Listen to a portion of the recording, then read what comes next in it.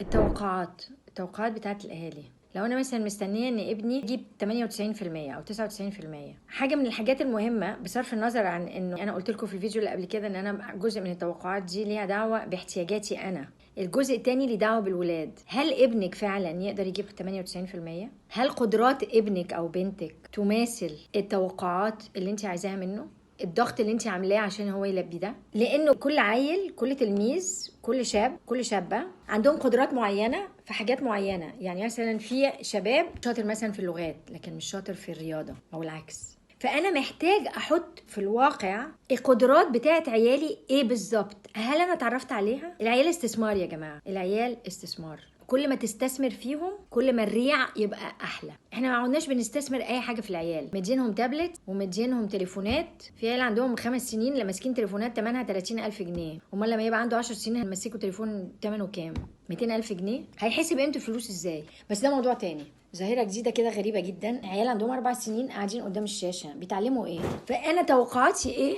واستثمرت ايه في ولادي في الدراسة؟ من انهي مكانه جوايا؟ من وجهه نظر توقعاتي وان هو انا مستنيه منه بما ان انا قاعده معاك فانت لازم تلبي احتياجاتي، ولا من وجهه نظر انت قدراتك ايه وانا بتعامل معاها ازاي؟ تفرق كتير. فاحنا محتاجين نبتدي نبص على ده، عشان اللي فاضل لنا من السنين، اللي الامهات اللي بتسمعني والابهات اللي بيسمعوني، اللي فاضل من السنين الدراسه بتاعت العيال اللي انتوا لسه هتعانوها، تبتدوا تعانوها بوعي بطريقه مختلفه. يبتدي يبقى فيها حوار بين القدرات الحقيقيه بتاعت ولادكم وازاي تقدروا تساعدوهم في انهم ينموا قدراتهم عشان هم يوصلوا للي هم محتاجينه. والعيال اللي عندها كسل، عندها كسل ليه؟ اللي ما عندها احباط، اللي مش عايزه تذاكر، مش عايزه تذاكر ليه؟ ما عندهم مشاكل، بيحصل لهم حاجات. فعايزين نشوف الحاجات دي، عايزين نشوف ايه اللي هم خايفين منه، اللي هم حاسين ان هو ما يقدروش عليه، ايه الطريقه اللي احنا ربيناهم بيها اللي بدل كنا نفسنا ان احنا فيها نشجعها بس احنا بنهدمهم. يعني الطريقه القديمه، الدقه القديمه كانت بتقول ايه؟ اكسره علشان يقوى، او قول له انك انت لا